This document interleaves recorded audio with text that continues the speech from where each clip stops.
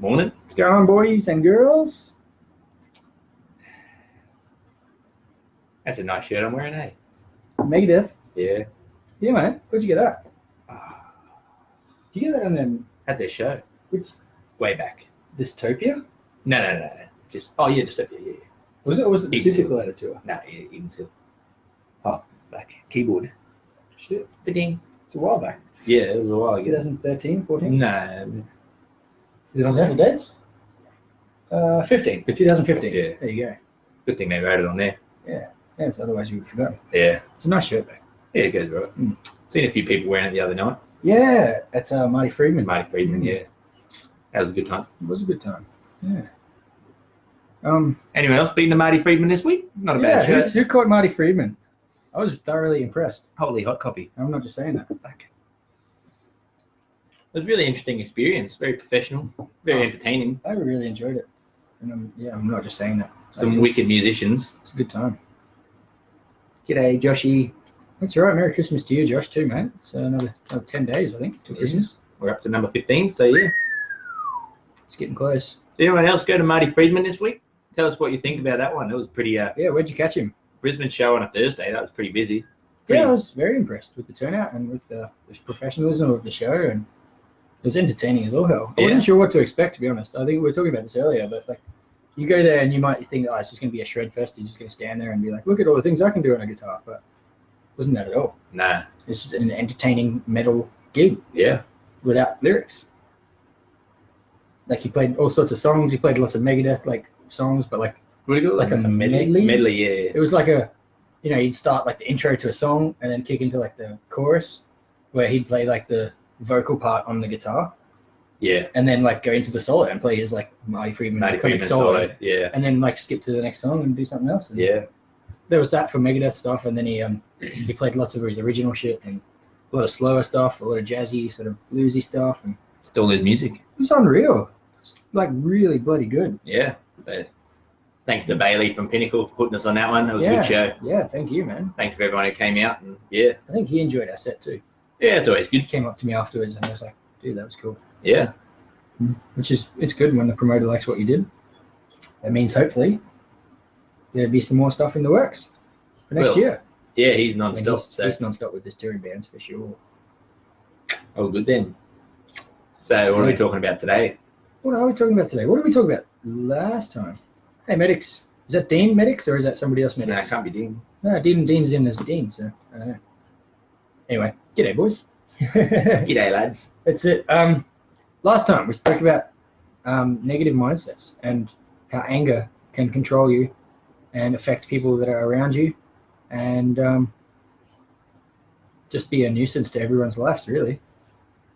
Yeah, it's not a good time. Anger is not a good time. How did you introduce it at the show the other day? Do you remember when what I you said? spoke about the song. Yeah. Yeah, I said Venomhead. Like, I was introducing the song Venomhead, and I basically said like this song is about negative mindsets and how contagious they are, and how if you have a negative mindset, if you're pissed off at something, not only does it affect your day and make your day shit, it affects everyone around you's day. It affects your friends and your family's day. It affects, and then their friends and their family, so on and so forth. It's very, very contagious. That's basically a longer version of what I said at the You're show. like, I can't remember exactly don't the go words. fucking up other people's day if you're having a shit day too. Yeah, if you're having a shit day, that's up to you to deal with. Don't fucking put it on everyone else around you. Yeah. Because and then we started with the yeah. the riff kick then, Chant, and then yeah. we went into it. Yeah, it's something like that. But yeah, like if you're having a negative day, if you've got a negative mindset, that's up to you to deal with, not to pass on to everyone else. Yeah. That's just being a shit member of society, really. Well, Passing that shit on to everyone else. yeah. Just trying to bring everyone down. Oh, I'm feeling bad, so everyone else needs to be down here with me. Yeah. Nah, just get that shit out of here.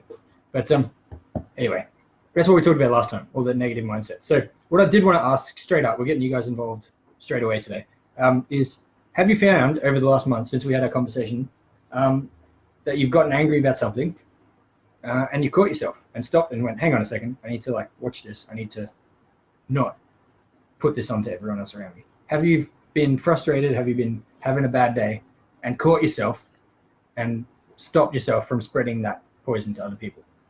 And if you have, I'd love to hear about it. Like send through some Oh, it's wobbly today. Sorry, boys and girls. Yeah, if you have caught yourself being angry or frustrated at something like in the last month, like let us know what it was and let us know how you dealt with it and how you caught yourself and what you did. Maybe like you found a better way to channel that anger, or maybe you just talked yourself to a calmer state of mind or whatever it was. But please, like, send through if that's helped you at all, because we'd love to hear about it and we'd also love to learn from it. And a lot of other people that are in this conversation can probably learn from it too. So you're helping everyone by sharing that sort of information. So yeah, please send some of that stuff through. I was going to say something, but I can't remember what that was. Something at work the other day. Did you get angry about something in the last month and stop yourself? I did at work the other day. Yeah. Yeah, right. Well, you have to think about that. Yeah. Interrupt me if it comes to you go. Yeah. I've had a few times where I've been getting frustrated at things. Obviously, it's a very stressful time at work. This time of year, everyone's busy. Everyone wants everything done for Christmas. I'm sure you guys will experience that in your jobs as well and whatever. But it's very easy for say like in my job, like I'm dealing with customers, like we move people's furniture and things like that. It's very easy for their stress to get put onto us, and then we sort of come into the job with a negative mindset of like, oh, these people are pissed off, like fuck you. I mean, that's not what we do as a company, but as a person, it's very easy to fall into that trap. So I had that the other day with a job. We were delivering some couches to somebody, and we got there, and the person that we were delivering to was pissed off because we were a little bit late because we obviously had a busy morning. Understandable, they needed to be at work or whatever.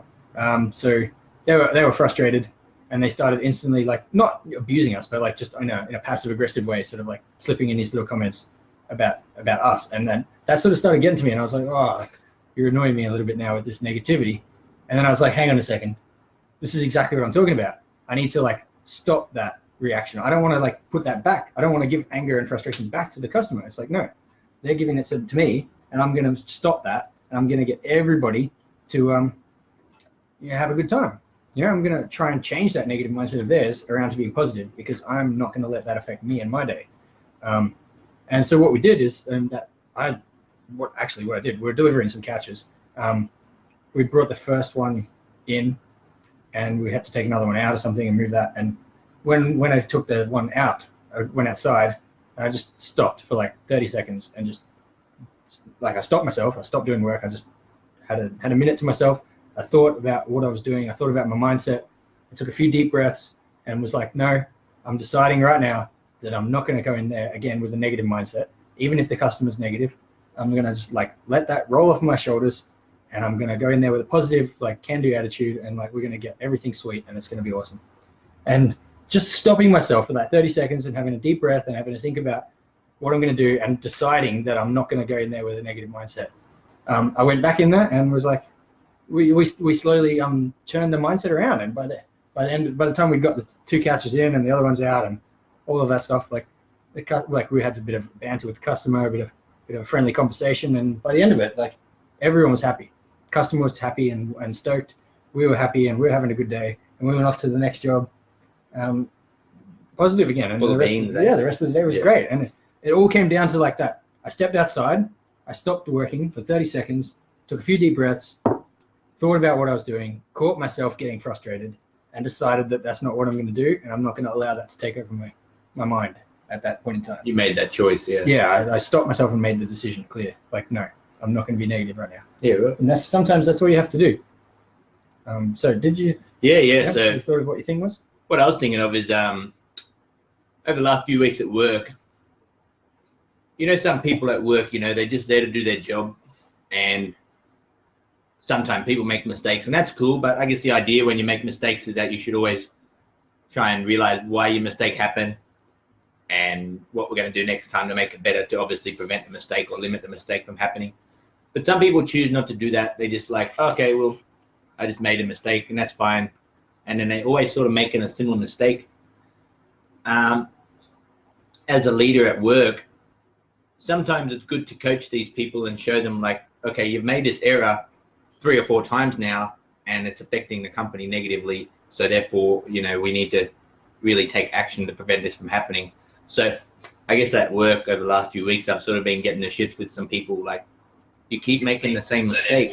But the problem is I need to take the ownership of the situation and go like, not what the hell's wrong with you? Why do you keep making the mistake? But like, okay, this is what we're going to do, like to help them realize what they can do to get better. Like I can take control of that, and as opposed to me just getting the shit with it and being like, you need to figure out what you're doing wrong and figure out what you're going to do better.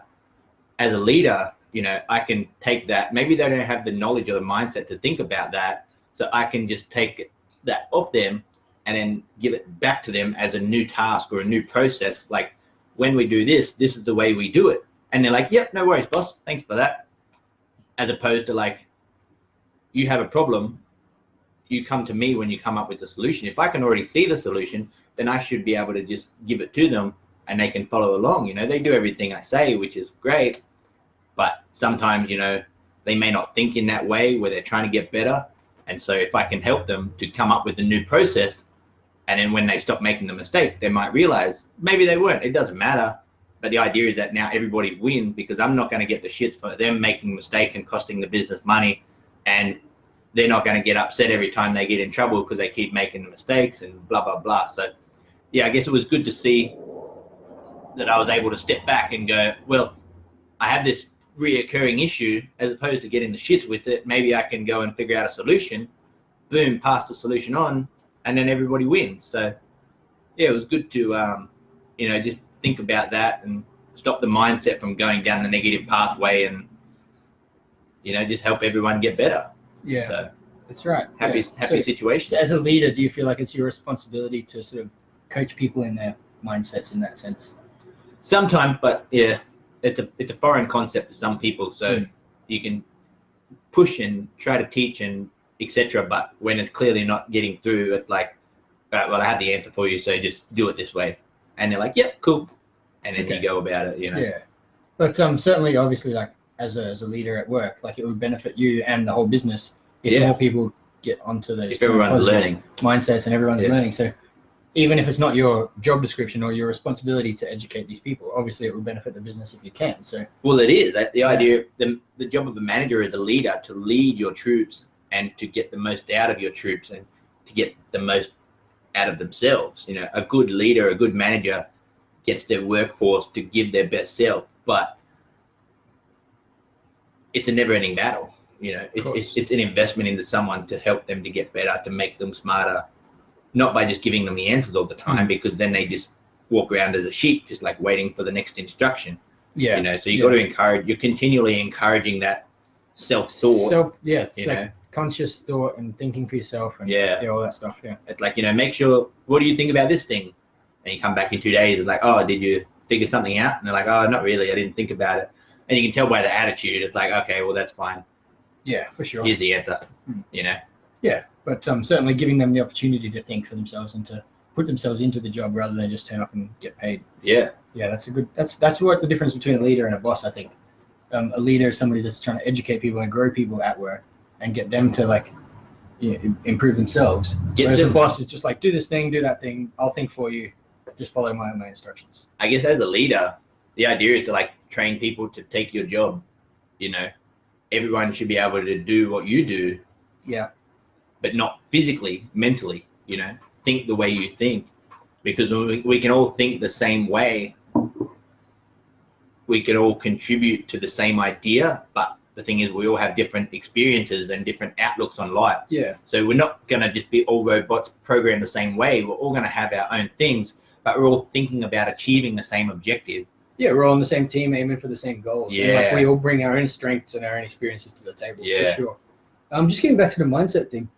Dave Bigby's just put in a comment before about he does yoga and meditation and trying to help himself become a bit more peaceful. I'm just going to read out the comment. Is that right? Yoga. That's interesting. Where are we? He said he didn't see our last video, but he's been practicing yoga and mindfulness. He was angry and negative, and now he can feel the point where it starts to rise, when that anger and frustration starts to rise, and he catches himself. That's wicked. Yeah, no, that's 100% that's wicked. That's awesome, Dave. Like, that's exactly what we're doing, and we're trying to get on that journey as well. And I just sent a comment back to him saying, you know, like catching yourself is so huge, because that's the first step in like building a positive mindset, is catching the negative and going, hang on a minute, I don't want that, which is exactly what I talked about before. Yeah. About the customer with the catches and stuff. You know, it's like, and what Dave said is, he thinks to himself, is this really worth getting angry about? Exactly right. Like, is this thing that's getting me angry, is it going to be even, like, is it even going to matter in like an hour? Yeah. In an hour from now, or tomorrow, or in a week from now, is it going to matter? Probably not. So it's not that important. Yeah. Just let it go. That's good. Just like, and yeah, that's awesome, Dave. Like, thank you for sharing that, man. I really appreciate that. That's yeah, that's a huge step towards a positive mindset, and I'm loving the fact that you're on that journey, man. Keep after it. Hell yeah. Anybody else got any more experiences of getting angry and frustrated and catching themselves over the last few weeks, or just in general? Like, any learning moment is good for everyone. So keep sending those through if you guys have got them. We're going to start moving forward a little bit. Yeah, we obviously just finished a tour. We did finish a tour about our song Venom Head. Which is exactly what all this Venom Head is about, all this negative mindset stuff, obviously, as we've discussed over the last few videos. And we've just finished up a six date tour. We could have been in Toowoomba yesterday, but that one got cancelled on us, unfortunately. That's right. So, that's right. We didn't actually end up getting booked, did it? The show didn't get booked. We got told we could play a show on the 14th, but that's all right. We'll get to Toowoomba next time. All the rural people, we'll get around. Yep, that's it. But anyway, so we went to Sydney, we went to Newcastle, we played Brisbane, we went to Ipswich, Harvey Bay, and then we were back in Brisbane the other night supporting Marty Friedman. Yep. I just wanted to say, like, a massive thank you to everyone that came out to any one of those shows. You know, you guys are unreal. The fact that you come out and support us is amazing. We really do appreciate it. It's genuine. Like, we genuinely appreciate your support, and we hope that you guys had a really good time at the show that you did come to. If you didn't catch us on tour because we weren't in your area, fear not. We'll be doing a bigger and better tour next year for the album launch and all that stuff. But yeah. Sorry, Victorians. Yeah. We'll get there next Victoria. time. Like, we really want to get back to Melbourne. It's been a long time. Melbourne's good. Year and a half, 2 years since we've been to Melbourne. Yeah. And every time we go down there, it's unreal. And like, I've been down there a few times this year on holidays, or we're down there recording, obviously, and things like that. I got to a couple of shows while I was down there, but yeah, I just want to play there again. Like, we do really miss getting down there. So we'll be back there for the album tour for sure. We'll be getting, hopefully, maybe back to Perth, because we've been there a couple of times and always had a good time in Perth. Perth and Adelaide. Adelaide, yeah. Certainly we'll be getting around a lot more on the East Coast as well, up and down. The album tour is going to be much more substantial, I think. Playing Ipswich and Harvey Bay, we did really well at those places, which we didn't know what to expect. And, we played Maryborough a couple of years ago as well. Yeah, that was a good time. It's really opened our mind to the possibility of, like, the rural shows in the small towns. Like, if you play to 20 people in a country town, like, that's pretty good. And it's a good experience, and everyone loves it. They're really passionate about it. Yeah, not every show has to be 200 people. Yeah, so it's really opened our mind to, like, the opportunity of, you don't even have to fly anywhere to play, 10 good shows. Like, that's it. Townsville's like 16 hours away, and you might say, okay, Rockhampton's like 8 hours away from where we are. So 1 day drive, you say, from maybe Rockhampton down, you've got like 5 or 6 spots all the way down past the New South Wales border. You can go into northern New South Wales. You've got another 4 or 5 spots, all within, a 10-hour radius. And if you travel inland, like, you can go Ipswich and Toowoomba, and that's it. Some of the guys talking about Kingaroy and pop-up places. I think Dolby's got a few metal gigs lately. And crazy. Like, hang on, when we first started, we just thought, all right, well, we just got to fly to Sydney and Melbourne. That's the only place to play a show, because not many people in Brisbane really travel to these places, and it's good to see that there's opportunities out there, and we're really happy to go play out there as people, and make new friends and stuff like that. Well, that's one of the things I found on some of the shows, like Ipswich and especially Harvey Bay. I was chatting to a few people at those gigs, some of the people that came out, and they were genuinely excited that a band from Brisbane has come out to play there, because they don't get a lot of traveling bands much. It's usually the same 4 or 5 locals every month. So they were genuinely enthusiastic and supportive of the fact that we'd come and visit them. But also, I was having a chat to a few people about some of the things like this mindset stuff and this personal growth stuff that we're talking about on these live streams. People have been saying, like, oh, I've been watching your live streams. I've caught up with them all. I'm really loving it. Like, obviously our message is getting out there, and that's really awesome to see. But I was having a few chats to people at these shows about their lives and their mindsets, and and mine and my experiences and things like this. And it was just really cool to be able to connect with people like that at a show, other than just like, oh, that was a sick set and I love this song and let's all get drunk and headbang together. It's like that stuff's fun. Don't get me wrong. Like that's half the reason we play gigs is because it's awesome fun and the energy of the live show. That's why we go to gigs. All that stuff is great. But to be able to have in-depth conversations with people at these shows about mindsets and about positivity and personal growth and stuff was unreal. So I'd just like to say thank you to those people that I had good conversations with. And also, if you guys are at a show and you want to talk about that stuff, 100% come and approach us, man. Don't feel like, oh, the gig's not the place for that sort of conversation. Bloody oath it is, man. Come and have a chat. I'm always down for a chat about what you're working on or your goals or maybe the struggles that you're going through or anything. And I'm happy to chat about mine as well. So I want to encourage that sort of conversation at shows. If you guys are at a Wartooth show, or even if you just catch us out at a different show or whatever, 100% come and have a chat. Do you think sometimes people are embarrassed to talk about themselves? I think that's part of it, but I also think, as I said before, I think people think that the gig environment is not the place to have those conversations. Yeah. They're like, oh, everyone's here just to party and have a good time. I don't want to have that chat. Yeah. Sure, maybe a lot of people are there for that, but I'm not necessarily just there to party and get drunk. Yeah. And I'm pretty sure you're the same, man. Yeah. Come and have a chat to us. Whether we're sitting at the merch desk, whether we're watching bands, whatever. I'm always up for a chat. And I'd love to hear about what you guys are doing and after what you guys are up to, what you're working on, what you're struggling with, all that stuff. So again, thank you to everyone that came out to the shows on the tour. Thanks to everyone that's bought merch. If you haven't bought any merch, or if you do want to get hold of anything, we do have a few things for sale. We'll put up a link somewhere. Yeah, put it up at the end. Yeah. Just a massive cheers to everyone that came out and supported us across this tour. It was bloody unreal, and we had an awesome time. Yeah. You guys did too. Yeah, Dunga and Tom. Yeah. Had a really good time on the tour as well. So, and thank you to Tim for filling in for the Harvey Bay show. Tom was unable to make that one. Yeah. Due to personal reasons. So, massive thanks to Tim for stepping up last minute and getting a set down again, stepping in and having a good old thrash with us. That was good fun. Yeah. Reliving the past a little bit. It was good fun.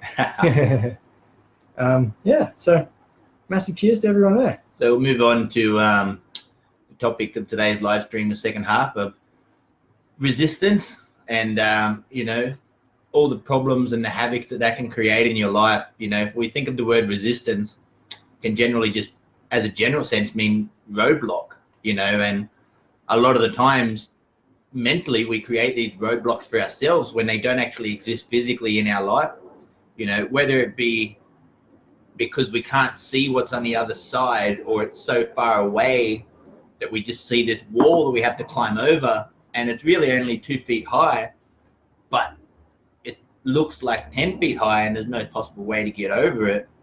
So the idea is that sometimes these things get multiplied in our head because, I don't know, maybe the reward doesn't look good enough, or it just, it creates itself to be too much of a barrier to climb over. So it's really important that we're aware of the actual size of these things, that prevent us or possibly prevent us from doing things. And I think a really good example of resistance that most people see on a daily basis is getting out of bed and going to work. That minute your alarm goes off, a lot of people, they just see it as like, oh my God, it's so hard to get out of bed. I was so peaceful and living here and sleeping, and it was so nice, but now this pain in the ass alarm's going off and I have to go to work. And whether work's great or shit for you, that initial challenge of getting out of bed is really resistance. And sorry, just to interrupt there a little bit while you're on that. Just bringing it back a little bit is obviously the anger and the negative mindset that we talked about before. That in itself is a form of resistance to having a positive mindset, and it's a form of resistance to being happy. So what you're sort of talking about here, just to summarize really quickly and to sort of take it from one point to the next, is mental resistance in the sense of whether you want to achieve something, or whether you want to be happy, or whether you just want to have a good day. There's so many things in your life, in your day, so many occurrences that constantly happen, forces that are always pushing on you, whether it be other people or events or whatever it might be. All these things are coming at you like a constant wave of trying to bring you down, like a constant hit of negativity. And what we're talking about here is like having a some sort of fortitude, some sort of fortress to be like, no, I need to stop that from penetrating my mind and turning my brain into negativity, to getting frustrated, to getting angry, to being negative. That's like all that negativity that we talked about before, and all the negative mindsets that we covered in the last live stream. All of that seems to come from external forces, and then it's up to you to like stop all that negativity and to turn your life into a positive mindset. But the way to do that, obviously and you don't just flick the switch. No, obviously you don't flick the switch. It's all that negativity, all that resistance that's hitting you, preventing you from being happy. You know, it's up to you to take on that resistance and to catch yourself being negative or angry, or to catch yourself giving in to the resistance and be like, hang on a minute, this is not what I want. I want to be happy. I want to be positive. I want to, you know, go in a forward direction. And you've got to push back against that resistance. Yes. And so as you were talking about, sorry to interrupt you there, about, you know, getting up in the morning or going to work or whatever it might be, like that's one form of physical mental resistance. Yeah, well, it's a physical barrier. It's a physical barrier you have to do. You have to get out of bed and go to work. Obviously, you know? As you say, you're comfortable, you're sleeping, the thing is fine. Then time has caught up with you. Work has come along, and now you need to get out of bed and go to work. So you have to change your state. You have to go from a place of comfort, maybe of peacefulness and happiness, to a state of like, oh, now I have to get ready, I have to go to work, and maybe you don't want to be at work, so that's a negative environment. Yeah. But you've got to somehow overcome that resistance. That's up to you and to your mindset. And as you were, I'll let you continue from there. So yeah, basically, you know, if you're getting out of bed, overcome that resistance.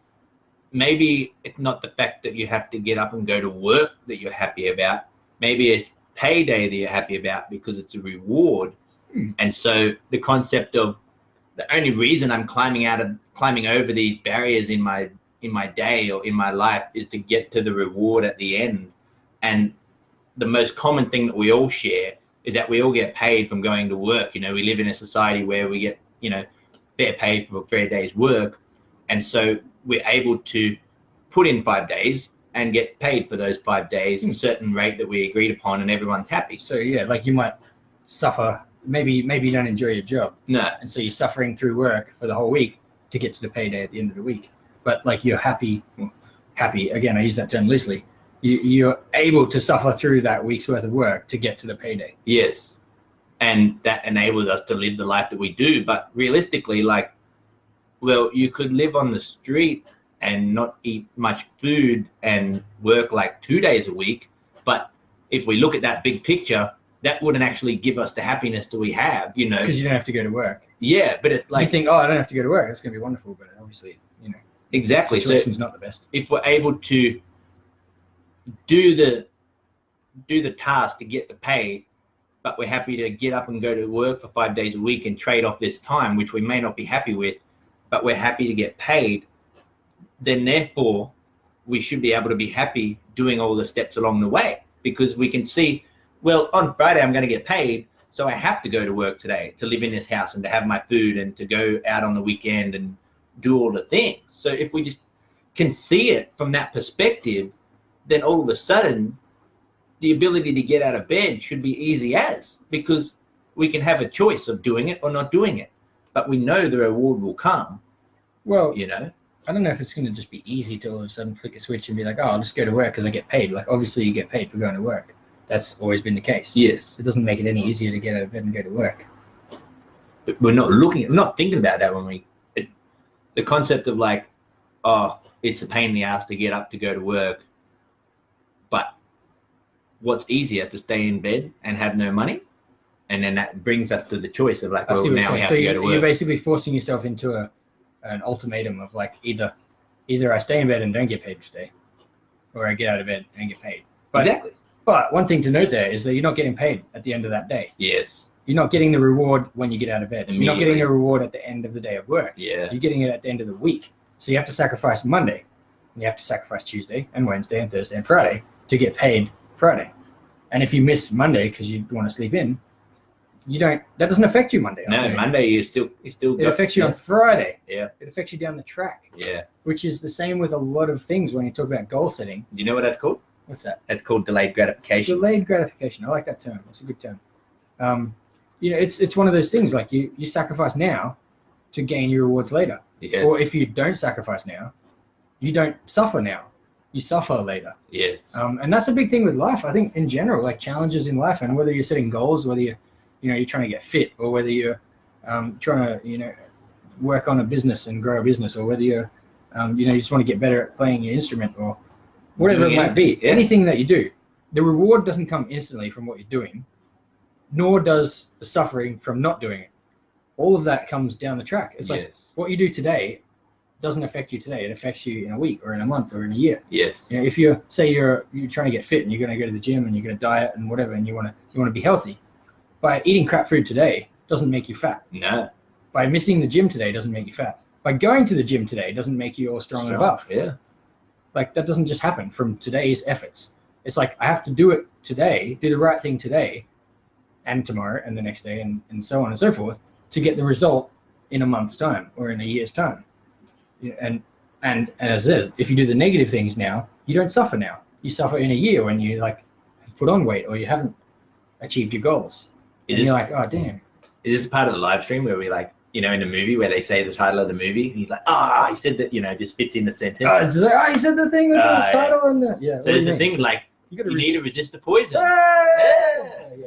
So, and that's what we're saying, all of these choices that we face on a daily, at an hourly level, every choice that we make. The resistance that's coming at you now. Yeah.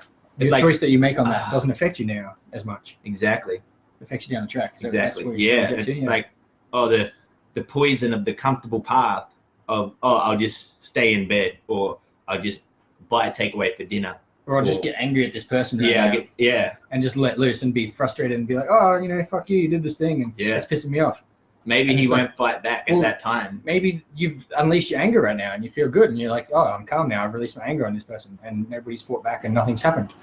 But then next week that person doesn't want to talk to you anymore. And you lose your job. And then you lose your job or your friend or whatever it might be. Like the result from letting your anger out right now doesn't affect you right now. But like we talked about last time as well, with anger, the more you unleash your anger, the more you let it overcome you and unload it onto other people. Yep.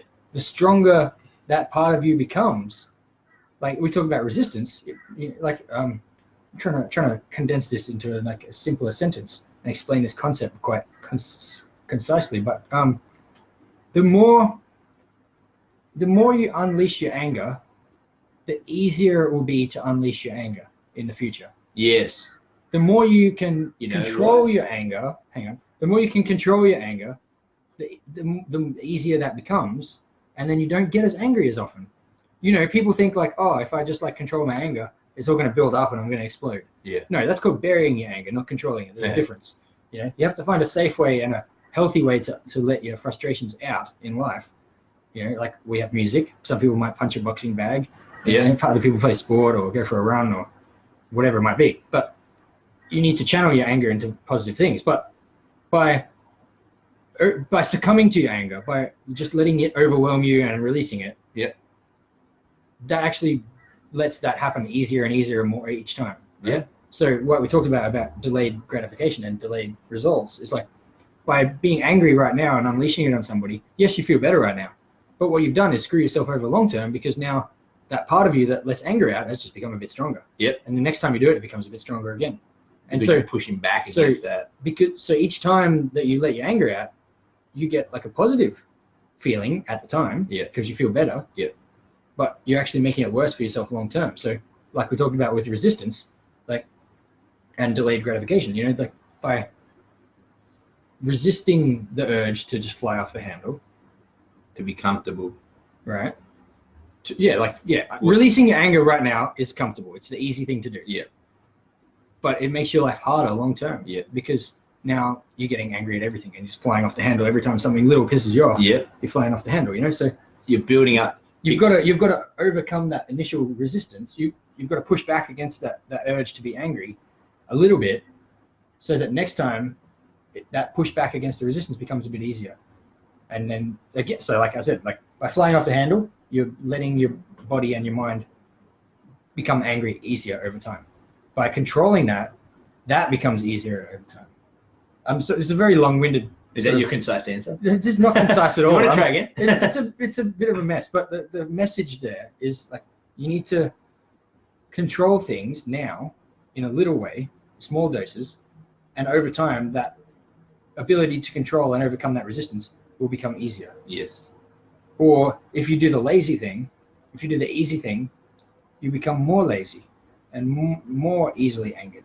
And like you say about getting out of bed and going to work, right? Every day that you sleep in a little bit past your alarm, the next day it becomes even easier to sleep in. Yeah. And then the next day it becomes even easier to sleep in. Or vice versa, if you struggle to get out of bed today with your alarm, but you still do it, and tomorrow you struggle to get out of bed with your alarm, but you still do it, and so on and so forth, in a month, it's going to become easier to get out of bed with your alarm. Yep. If you have the mindset of like, I'm going to overcome this resistance. Yep. Do that. It's very long-winded. I'm sorry. I can't condense that into a sentence. Well, right here, see Regina Louise. We got a few comments coming Here, through. how's that? A Big Mac makes you feel like shit tomorrow, and if you eat a few in a week, you'll get fatter next week. Exactly. You know that. But it's easier to get a Big Mac today than it is to cook a dinner. Yeah. Like, oh, I'm hungry. Oh, I'll just get a Big Mac because it's so much easier. Yeah. It's the easy thing, and you've let the resistance win. The resistance of cooking a meal. You've let it win. And then tomorrow you're going to eat another Big Mac because you still haven't. You haven't fought back against that. You know, the easy path. I'm going to do this easy thing, and the challenge of making dinner is like, oh, that's such a challenge. And you know, I got home late from work and blah blah blah. So I'll just go buy this thing on the way home, and I don't have to worry about dinner. Yeah, I'll give you an example like on that particular thing because that's probably a better way to explain it than all the bloody words that I used before. Okay, it's Sunday afternoon. You are hungry and you haven't got any food in the cupboard. The easy answer would be to get takeaway for dinner. The difficult answer would be to go grocery shopping and cook some dinner. However, if you take the easy answer of buying takeaway, tomorrow night, you still haven't been grocery shopping. You still have no food in the fridge. So now you have to buy takeaway again. Or you're faced with the same dilemma. Easy thing, takeaway, or go grocery shopping tomorrow night. Right? And then say you go takeaway again tomorrow because you finished work late or whatever and you can't be bothered going shopping. Then Tuesday comes around. You still haven't got food in the fridge. So now you have to either buy takeaway or go grocery shopping. And so you can see the pattern of taking the easy path becomes like, well, I've bought takeaway 3 times already this week. What's it hurt if I do it another time? Well, there's no point going grocery shopping. It's already Wednesday. I'll just wait until the weekend and go then. You know? Then you're up to 5. And now you're 5 days into takeaway, eating crap food and wasting your money on takeaway. Yeah. Whereas if you make the hard decision on Sunday to go grocery shopping and cook dinner and maybe even meal prep for the entire week, every day, now you've got good healthy food, you've saved yourself money.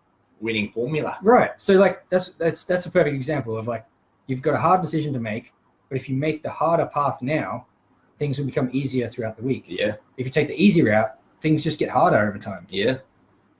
Yeah. And that's the dichotomy of that challenge. It's like, and that's probably a good example of what I was trying to explain before. I mean, if people relate to the food situation, for sure. Yeah, that's just building off Regina's thing. Yeah. It's like if you eat a Big Mac because you can't be bothered going grocery shopping. Yeah. Like, well, tomorrow you're going to be in the same dilemma. You still haven't been grocery shopping. And it's the same as that one right there. So you focus on the positive, and that's what you'll see. But if you focus on the negative, then that's what you'll see too. So that's it, Brad. Yeah, good one. The more you open your eyes up to a particular pattern or a particular habit that you do, a particular choice that you make, your brain will just start to see that way. And we spoke about that, from a mindset, but from a daily activity perspective, if our thing is to get up when our alarm goes off, then that becomes easier and easier. But if our thing is to snooze the alarm, then we start doing that, you know. So whichever path we take when we're not programmed or when we're not thinking properly, then that's what we're going to do. But if we stop to think about, all right, do we go the easy path or the hard path, whichever one we take is the one that we're going to take when we're unconsciously making the decision too. So well, there's science behind that. I don't want to really get into all of that. Pretty intense. I don't know. You know. Essentially, the topic is like neurological pathways and neuroplasticity. So that's, if you want to research it and look it up, that's what you need to look up. But the gist of it all is that the more you do one particular thing, the more your brain tends to do that in a habitual form. So as you say, the more you snooze your alarm, the more you're going to snooze your alarm. The more you get out of bed as soon as your alarm goes off, the easier that will become. Yep. The more you eat Big Macs for dinner, the more you're going to want to eat Big Macs for dinner. The more you eat healthy food and go grocery shopping every week, the more you're going to want to do that. Yep. It's the way your brain is wired. You basically train every decision you make. You're training your brain to make more of those decisions.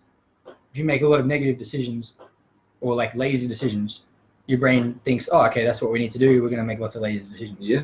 The more you make difficult decisions and try and overcome challenges and face resistance, the easier that will become, because your brain's like, oh, resistance? Yeah, that's what we do. We challenge ourselves. We push ourselves. And that's why positive, motivated people become very positive and motivated, and why negative people that do nothing seem to do more nothing and be less motivated. It's because it's a spiral, whether you're going forwards or the other way. Your brain builds on itself. Every decision you make, it's like a muscle in a sense. Every decision you make helps your brain make more of those decisions easier. Yep, that's what Totally said right there, man. It's our focus and intentions have an effect on our reality, what we create inside and outside of ourselves. So when we're consciously thinking about the decisions we're making, that helps to create the world that we live in and the environment that we have 100%. inside mentally and what we have around us, you know. So if our focus is to get up and go to work and make the money, then we're going to have the house and the food. But if our choice is to sleep in and be lazy, then we're not going to have the money to have the house and the food. So it's really important to be aware, you know, that we're able to think about the choices that we're making and make sure that they're the smart ones that are building the things that we want to build towards. That's right. You know. And then just tying back that all to anger and things that we talked about before, just to keep with the theme. Again, the more you fly off the handle and get angry at things and unleash that on people, your brain starts thinking, oh, that's what we do. When we get angry, we unleash it on people. It makes us feel good because we've let it off our chest. Or if you go, when I get angry, no, I'm not going to unleash this on somebody. I'm going to channel this, unleash it over here through music or through boxing or sport or running or whatever it is that you might unleash your anger through. Then you start training your brain to like do that. Yeah. And then every time something comes up that might make you frustrated, you're getting less and less frustrated because your brain goes, that's not how we deal with it. We deal with it like this. Yep. And so everything that you're doing, every decision you make, as I said, every decision you make trains your brain to make more of those decisions. That's the most concise way I can put everything that I've tried to explain so far. Maybe that's the little grab. That's the little 10-second grab there. Yeah. Every decision you make trains your brain to make more of those decisions. I got a good one about that. So whenever you're in a relationship or, you know, at work, dealing with children, not that I have experience in that department, but the concept is, if your way of dealing with something is to yell and scream and get the shits, because that's the environment that you're used to, every time someone does something big and you get the shits and you fly off the handle, and then maybe they do something not so big and you get the shits and fly off the handle, and then they do something that pisses you off just a little bit, you get the shits and fly off the handle, and then all they do is walk in the room and you get the shits and fly off the handle. Because each time it becomes easier to tip you over the edge. Yeah, so like you're actually not temper is shrinking to the point where you're just always pissed off and flying off the handle of people, and it's like, what the fuck's wrong with you? Yeah, see, that's interesting, because you'd think like, oh, by letting it off your chest, you're going to become calmer, and like you don't want it to boil up and explode, right? So like if I just let off my steam here on this person, then I'm going to have less steam next time. It's like, but actually what you're doing is making the little valve that lets the steam out weaker and weaker and weaker, and it just lets the steam out easier every time. I'd just like to say a couple of things here. Firstly, like, thank you guys for getting so involved today. I'm really loving all keeping up. I'm loving the fact that the comments are coming at us quicker than we can get to them. Yeah. That's really awesome. So thank you guys for really being involved, and I can see you're all getting into this discussion really intensely, which is great. So yeah, just thank you for all of that. Not that I'm wrapping it up. And then the other thing I wanted to say is Dave Bigby has put in a thing a little while back. We missed it, but so what we're talking about this resistance and about overcoming the resistance, overcoming the challenges. One thing that's really going to start hammering that home and keeping you on track with that positive direction is a thing called gratitude. Obviously, the word's been thrown around a lot. You guys have probably heard it somewhere, maybe in one context or another. But one thing Dave has been talking about, which is something that I can relate to, in the mornings he does a bit of a meditation. It's a guided meditation, something to focus on being grateful for what you have. He said he doesn't really like his job at the moment, but he's working on getting out. But he says if you don't show gratitude for your position now, you won't progress as far as you want to progress. Just to take a minute on that, gratitude really helps you stay on the path of growth, whatever that means, whether it means you're trying to get out of bed in the morning, whether it means you're trying to get to work and earn money, whether it means you're trying to change a positive mindset or be less angry, or whatever it might be. Gratitude really just, I find, in my personal experience, it really hammers home the fact that you're still on the path and you're going to keep progressing. You know, even if you're like a million miles away from achieving your goal, the fact that you've made 3 steps from where you started, if you can be grateful for those 3 steps, the 4th one and the 5th one becomes a little bit easier. And then once you're at 5 steps, you can be grateful for the fact that you've taken 5 steps from where you were. Yes, you're still 200 steps away from your goal, but you're 5 steps closer. And that's what we talked about before. Somebody mentioned, I think it was Brad, about focusing on the positives. Yep. Yes, you're 200 steps away from where you want to be, but you're 5 steps towards where you want to be. Yep. And if you can be grateful and really, you know, things like meditation, or just, I think Tony Robbins talks about just, you know, a gratitude exercise. Yep. By just taking 5 minutes every day to be grateful for how far you have come, and the fact that you have overcome 1 hurdle, or you've taken 5 steps towards where you're going, being grateful for that really hammers home the fact that you have made progress and that you can keep going and things are going well. It's so easy to see that you're still 200 steps away from your goal, and it's so easy to forget that you're 5 steps from where you came. But that's only if you're coming from a negative mindset perspective. But that's what I'm saying. It's so easy to see things in that negative light. For like, oh yeah, I've taken 5 steps, but I'm still 200 away. Oh yeah. You know. So it's like, but if you can be grateful and genuinely grateful that you've taken those 5 steps, then the 6th one will become easy. What does that mean? How does one do that? So things like meditation, guided meditation. Like when you say you're being grateful for something. Okay, so like an example for me, I've got a list on my fridge over there of all the things in my life that I'm grateful for. And I sat down one morning and just wrote them out. So Tony Robbins teaches this, if you guys want to look that up. And a few other people will teach it as well. But everyone that's successful really hammers home the point of being grateful for what they have. Not satisfied, not willing to stop, not saying, oh, I'm grateful for everything I have, I'm just going to stop here. That's not what it's about. It's about being grateful for the progress that you've made. Anyway, as I said, so I've got a list on my fridge of things that I'm grateful for in my life. Now, I'm not going to go into all of them, you know, for a variety of reasons, but, you know, just some basic things like I've got a house to live in. I've got a job. I've got a band. I've bought that Flying V guitar at the beginning of this year. That was a goal that I set myself, to buy that guitar, and I achieved that goal. And as soon as I achieved that goal, I wrote that guitar on my list of things I was grateful to have, because that shows progress. The fact that I bought that guitar and I achieved that goal has shown that I've come from where I was financially to be able to buy a guitar and to have the guitar that I wanted, and I've achieved that goal. So that one thing, even just that one thing on my list, and I look at my list and see I've got a Flying V guitar. Every morning I look at that list on my fridge and go, I'm so grateful that I achieved that. Like, I'm thankful to past me for working on my finances enough to be able to afford to buy that guitar, because now I have it and I'm stoked that I have it.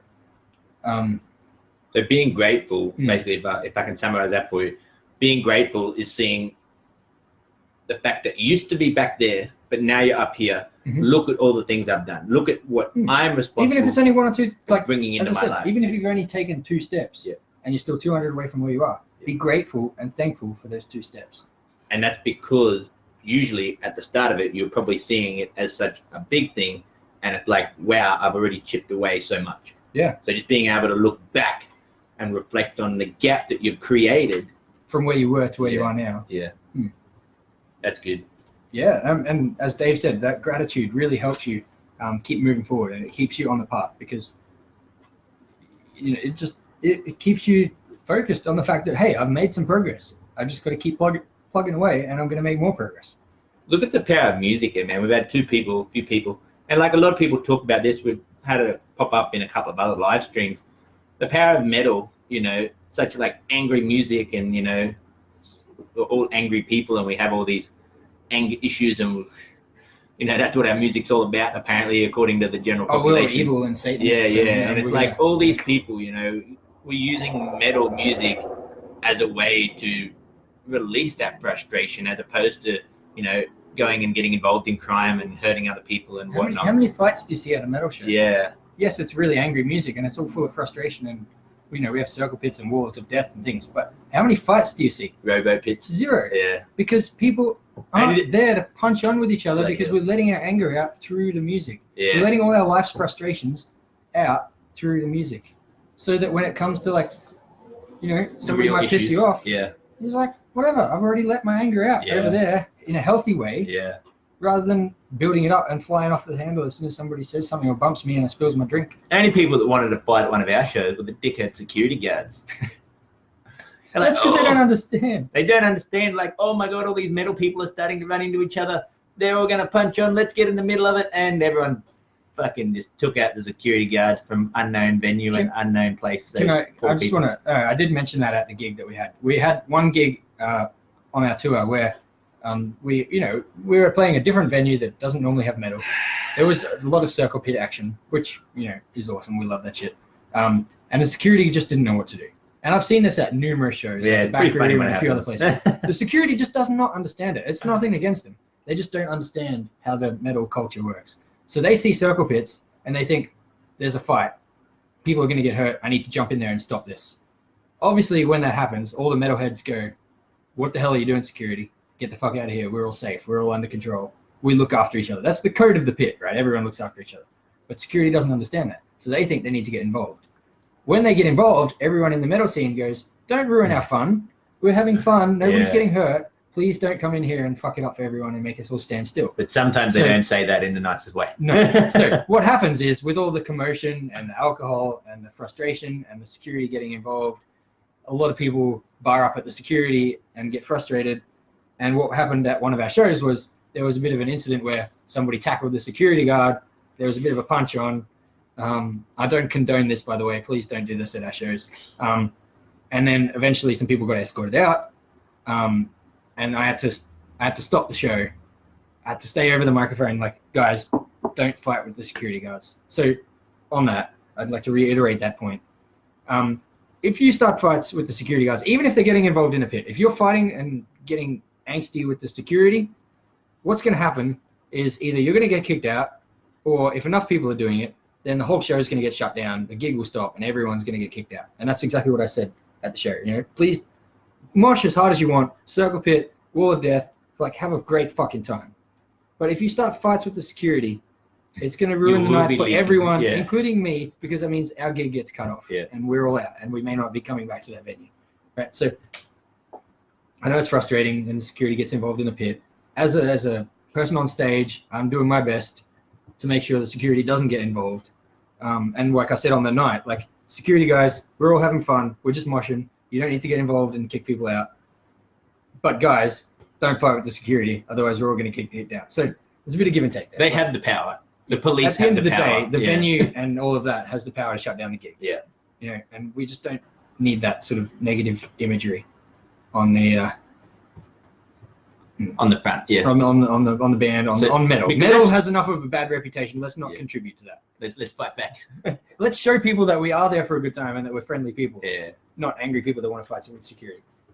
Sorry to digress a little bit there, but coming back. The music is very powerful, and it's good to use that as a an outlet for your, I'm not going to say mental problem, but like frustrations and general day-to-day workups. Old mate Chalky there goes out to a metal show and he's like, oh, it's so good to come and take it all out in the pit, that's what the music's all about. It's so good for us. We're lucky to have this sort of public unleash session, available to us every second weekend, at a gig of bands that we want to go see, and be able to. You can just mosh and mosh your troubles away. Yeah, mosh your troubles. Headbang your problems out of your headbang all that frustration out of your head. And that's what metal's fucking great for. And anyway, as a few people have said, Slayer's great for that. Thanks, Jeff. Tolly has said, he's always believed in the positive transformative power of metal. It's by getting rid of that anger and frustration, etc. You can feel more happy because you're channeling it out in a harmless fashion. Allows you to think more clearly too. Obviously, once you offload that. Well, maybe not straight after you've had a big headbang session because your head's fucking sore and shit. But but long term, unloading, your brain's only so big, so if it's full of negative thoughts, you tip them all out and you can start to fill it back up again with positive ones. That's right. Yeah. That's it. But anyway, just back on the concept of Yeah, gratitude. So Mhm. yeah, gratitude really keeps you on the path, keeps you moving forward. It makes you feel good about the progress that you've made so that you can keep making more progress. And Blake's just come in saying it's a good idea writing a list and putting it on the fridge. Oh, thank you. Thank you, Blake. I appreciate that. Do you guys have, obviously Dave's contributed with his morning meditations. Do you guys have a way of looking at progress that you've made, looking at things that you do have in your life and being grateful for those things? Do you have a list? Do you do meditation? Do you sit down and think for 5 minutes every day about, you know what, I've got this stuff in my life, it's pretty good, and sure, I'm not where I want to be. I'm a million miles from where I want to be, but I'm going to get there. I'm going to keep plugging away because I've got this much stuff. And if you haven't got all of those things, I encourage you to sit down after this live stream for 5 minutes and just write a list of maybe there's only 2 things, maybe there's 10, maybe there's 100 things that you're really grateful for that you have in your life. Maybe it's a friend, maybe it's a family member, maybe it's your job, maybe it's your car, maybe it's the fact that you have a house. I don't know, whatever it might be. There's something in your life that you can be grateful for, and I know that for a fact because everyone's got something to be grateful for. If you live in this country, you have something to be grateful for. Well, I mean, as much as people like to whinge about the government, it's like at the end of the day, nobody's coming to rob you. We're not in war. You're not in war. Starvation and poverty and yeah. Things are in this country. Things are the baseline of living is actually pretty decent. Yes. You're not in absolute poverty. But anyway, I implore you to try and write a list of a couple of things that you're grateful for. Put it on your fridge, and tomorrow morning when you wake up, look at the list and just be grateful. Just think about those things that you wrote on your list and be like, you know what? I've got those things. And then think about what it is the next thing that you're going to try and add to that list. What's the next thing that I want to be grateful for? I want to achieve this. I want to get that. I want to improve my life in this way. Right? And then try and work towards putting another thing on that list of gratitude. That's exactly what I'm doing, and it's exactly how I've made the progress that I've made. Yeah. I have the things that I'm grateful for, and then I have a bunch of things that I want to put on the things that I'm grateful for list, and I just slowly work towards them and move them across. And I think what that will do, help to train your mind to see the progress that you've made as opposed to the mission that's in front of you.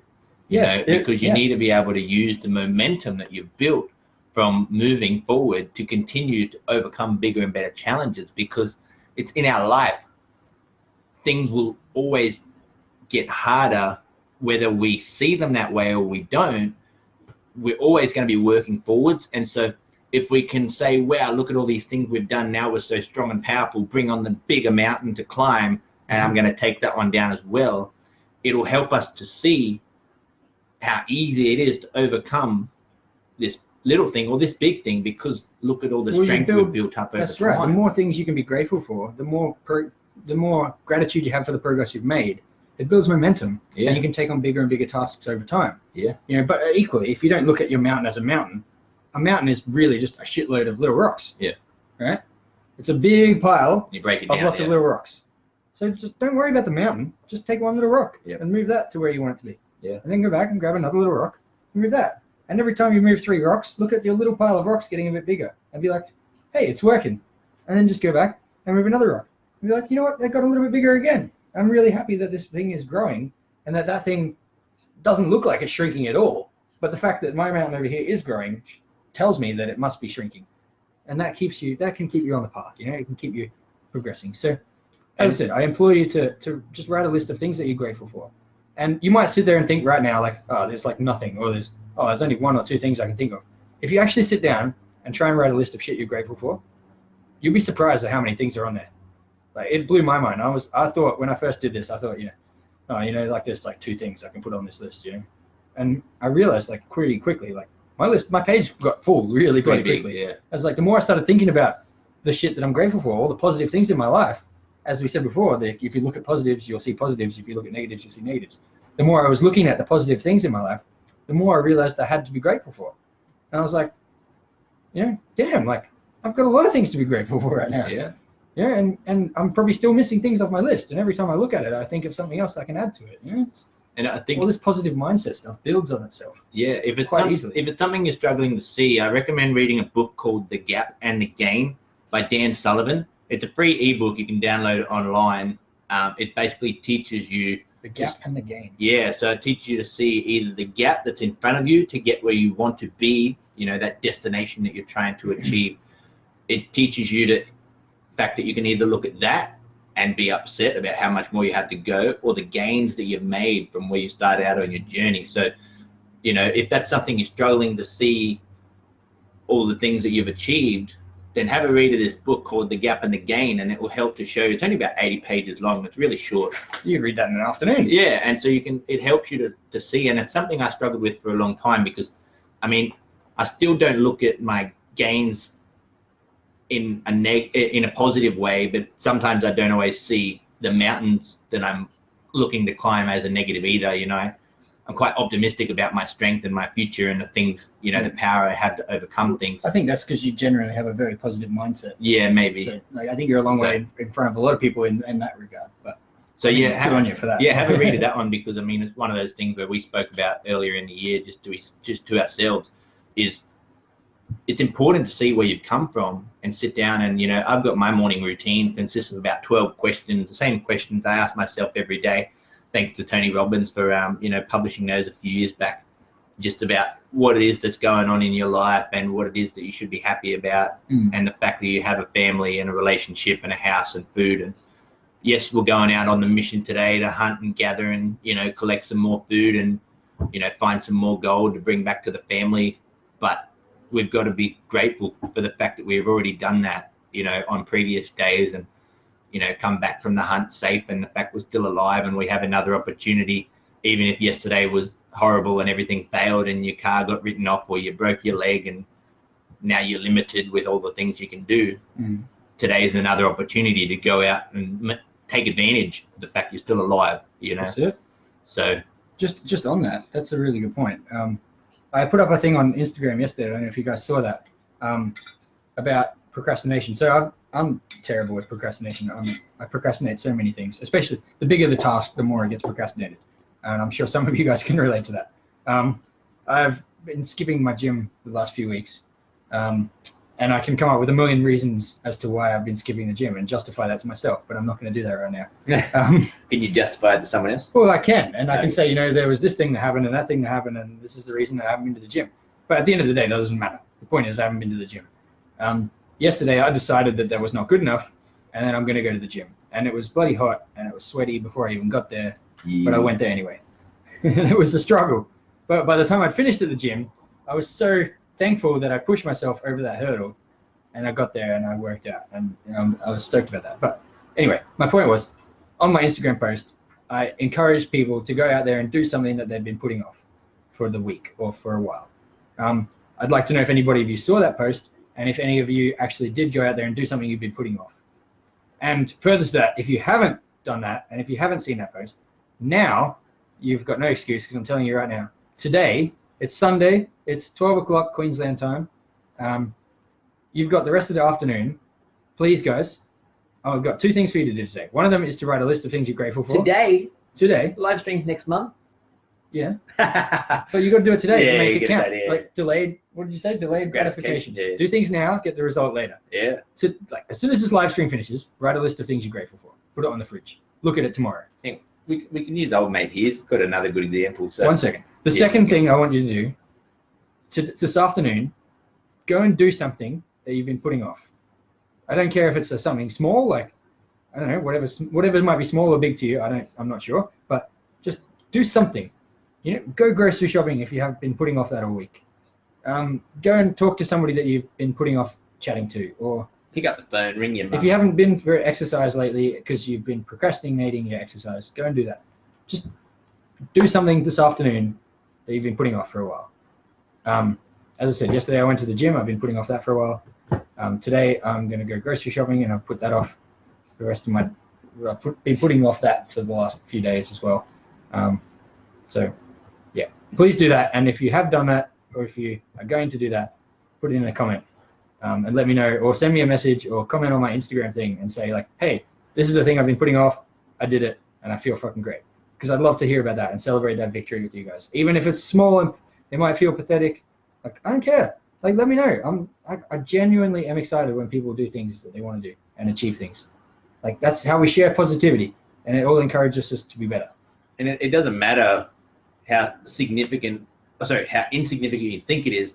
The fact is that when you do it, that feeling of accomplishment, because you've procrastinated for so long, you're going to be so ecstatic about the fact you've done it. You're like, holy shit, this thing by procrastinating has become such a big roadblock, and I just fucking smashed it down. Well, again, like we talked about building resistance, the more you procrastinate something, the bigger the task seems to become. Yeah. The resistance, like we said before, the easier path that you take, the brain decides that that's the path we want. Like if you keep procrastinating a big task and taking the easier option and the lazier option, your brain gets trained to take that, which makes the obstacle bigger and bigger and bigger and bigger. Yeah. Obviously, the obstacle is not changing, but your position in relation to the obstacle is changing. Yeah. And so it looks bigger and bigger and bigger. And then when, as you say, if you can go out there and overcome it, you've overcome a massive task. Yeah. Which will then make the next one a bit easier to overcome. Just on that, writing out your gratitude points and things like that. There's a few different ways that people do this. Some people have lists. Some people do meditation. Some people just have like meditation as in physical, yoga or something like that. Some people just do sit down, like I do sit downs. Some people have dream boards and things like that. Their goal list, the things that they're working towards, and the things that they're currently overcome. Like here's my goal list that I'm currently working on, but here's a list of goals that I've already achieved in my life. And that's it. If you can reflect back on the steps you've taken, in any form, that becomes a list of gratitude. And it's important to see that on a regular basis, just to keep you grounded mentally, keep you positive, keep you strong, and help you build the momentum and the strength to keep moving forward. Yeah. Because realistically, that's what it is. It's the fact that we're feeling weak, we're feeling tired, we feel like life has happened to us, and therefore the next step is so difficult because we're already drained from the battle that we're currently, that we're still in. We've already worked so hard. The resistance that you're facing today. So it's like, I have to get up and do it again. Like I've already done that for the last X amount of years. It's like, no. What you've done over the last X amount of years is built the strength of every day. You've come back and you've gotten stronger, and so you're as strong as you're ever going to be. Yeah, you've today is the strongest you've ever been. Because it's equal to all of the days that you've lived up until now. You're as smart as you've ever been. You're as strong as you've ever been. You've got the most experience of whatever it is you're doing than you've ever had before. Yeah. So take that and go and smash today. And then tomorrow, hell yeah, you'll get everything you've had from today. So bloody hell, I'm motivated just listening to you right now. Let's go do push-ups. Your chin-ups is my worst enemy. Oh, right. I bloody hate pull-ups. Chin-ups, whatever you want to call them. I hate them so much. They burn. They burn like motherfuckers. And that's why when I get to the gym, that's the first thing I have to do. You got to do it. Just get it out the way, get it over and done with, and then I can move on with the rest of my day. That's awesome. And then at the end of my chin-ups, I'm like, I just did chin-ups. You got to be happy with that. I'm stoked with that. I'm burning and I'm on fire and everything hurts, but like, did them. I did my chin-ups, which means next time I do a chin-up, it's going to be a little bit easier to do a chin-up. That it is. Every 20 chin-ups that you do makes the next 20 easier. Unless you're doing them straight after, in which case it makes them harder. But if you have a bit of a rest, then the next 20 will be easier. Yeah. But that's good, man. Bloody hell, man. Good year. Good chat. We just covered over an hour today. I'm impressed. And honestly, thank you for everyone that's commented today. We've had a lot of interaction already on the post. If you're watching it after the liveness of this, if you're watching it the live version, what do you want to call it? If you're watching the replay of the live of the chat, keep commenting. We'll still be watching the comments and keeping the conversation going. If we come up with any resources, any good links, podcasts, information, readings, whatever it is we come up with that relate to this, we'll try and put them in the comments as well. So keep an eye out during the week, guys. Other than that, I just wanted to finish off with something a bit lighter. Obviously it's coming up to Christmas. It's the end of the year. We've had a massive year. I'm sure you guys have had a massive year. Spend some time over the next few weeks just thinking about how much you've achieved this year. Like we talked about gratitude, how far you've come. Don't worry about the things you didn't do or the things you wanted to do and couldn't achieve. Just look at the things you did achieve and the progress that you did make. And then use that to build some momentum into next year. But like over Christmas, like what are you guys up to over Christmas? What are you up to over Christmas? You having time off? No, you said you got to work. No, I'm working. You're working too. Taking public holidays and. Yeah, I'm having a couple of weeks off, so I'm looking forward to that. I can spend some more time doing some stuff with the band. And Keen on reading? yeah, man, I'm gonna read a bit. I'm gonna play some more guitar. I'm gonna maybe even write a song. I don't know. I'll do something. Is anyone going on holidays? Yeah, is anybody going away? What are you guys up to over Christmas? You taking time off work? You You know what you can working do on while stuff? you're on holidays? What's that, man? When you're traveling? What? Put on some Spotify. Oh yeah, yeah. Everyone likes a bit of Christmas music. Or some just watches Thrash. music. Christmas thrash. Yeah, we got thrash. What do we thrash. got? We're on Spotify now. We're I don't on know if you guys have Spotify. heard that. We're on Spotify. What do we got on Spotify? We've got Thrash Attack, good old single back from Yep. 2017. Yep. And we got Venom Head. We got Venom Head, a brand new single off the upcoming album. That's all you need. That'll keep you busy for days. Yeah. Learn the words. Yeah. Learn the words to Venom Head. There's a lyric video on YouTube. Check that out. It's a good time. Boom. That's right Cool. there. I just posted that so everyone can see the in the video. comments, Wally's put up. Yeah. Check that out. Which way is the comments? Over there, or is it on the other side for them? I don't know. Yeah. I think it's on the bottom. Down underneath. I don't know. If you're watching on your phone, it's probably underneath. I don't want to point to the comments, but I don't know where they are. So just check the comments. Wally's put up a thing. And if you really like the song and you want to support our album, because that's coming up soon. Shit, yeah, it we is. gotta That's sing. what we're doing over Christmas. Oh, yeah. We're like planning the release of the album. Yeah, we're going to be releasing an album next year, in case you haven't seen that Fucking since excited about that. this man. time last year. Buy some merch for us, you know, it really Yes. helps, goes a long way. Put some money in, whether you Grab a want to t-shirt, grab a bottle opener. put it on your Christmas list. Tell your parents, tell your siblings, Mhm. get yourself a Wartooth shirt. What do you got there? If you got some kiddies and they need a better pillow to sleep on at night, this was hand sewn in Queensland. Breed, drink, thrash. We've got breed, drink, thrash cushions. We've got wreck your neck cushions, which we don't have around us. And we've also got a couple of these bad boys, if anybody that wants one. The classic lineup Thrash Attack. with Jackson and Timbo. Yep. We got a few cushions online, so check those out. Or if you really want to, Hey. Andy said he'll sell you this no, one you for fuck around $50. with that one. That's mine. You're not taking my Metallica cushion. What about Airborne? Fuck off. No, Look at this one. stop trying to sell all my shit. He's also got a guitar over While he's selling his water bottle. No. Get one to open the DFO for $15. Don't pay me. Stop trying to sell all my shit. Well, we're trying to fund an album, I'm trying to mate. clear out my fucking house, mate. Oh, Jesus. Buy our merch. There you go. We'll That's how sign we a poster if you need it. Wally will sell anything that's not nailed down. I've got a drummer for sale. Anybody who wants one? Yeah, I'm renting out my services. I'll pay you to get rid of him, honestly. Yeah, Just that's cool. please. So get some merch. Yeah, no, Wartooth merch. We got a few Venom Head shirts left. We got Wartooth logo shirts in green and white. We got bottle openers. We got patches. We still got patches. We've got a couple of patches. We've got We've only got a left. couple of logo Maybe shirts 4 or left. 5 patches left. So We've got get involved in that if you want a patch. we've got the posters and the last item. It's cushions. That's it. And hopefully next year we'll have some new stuff. But we've got to get this going for Christmas. So Venom Head merch. Get on it. thanks for all your support. And yes, obviously, thank you for everyone that's tuned in today and commented. We really appreciate it.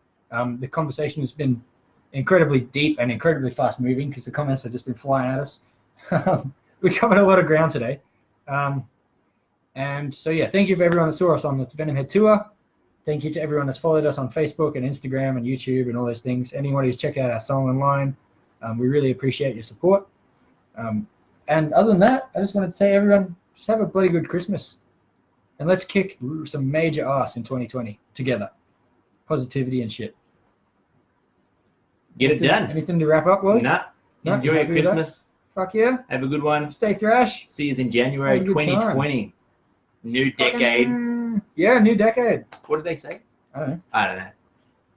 It's like new year, new you, but it's like next decade, next level or some shit. Oh, shit. Yeah. I like that. That's Let's take it up a notch in 2020. Let's do Fuck yeah. You guys have a good Christmas and a good couple of weeks off if you're having it. it. See you all later. See ya.